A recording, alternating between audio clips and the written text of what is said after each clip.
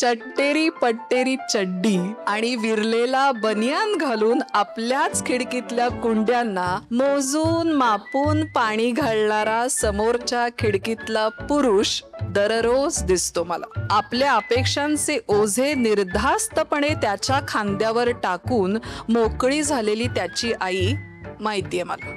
सणावाराला आवर्जून येऊन वहिनीला टोमणे मारून माहेरचा हक्क वसूल करणारी धाकटी बहीण ओळखते मी तिला.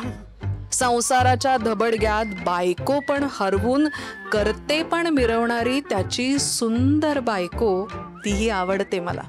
बापाच्या खांद्यावर हात ठेवून वेळी अवेळी पैसे मागून समानतेची भाषा करणारी त्याची तरुण मुलगी आगाऊ वाटते मला. मात्र सगळी नाती घराबाहेर उभी करून अलवार केस धुवून ओले त्या अंगाने पाणी घालत असते मी माझ्याच खिडकीतल्या कुंड्यांना, तेव्हा काय वाटत असेल त्याला?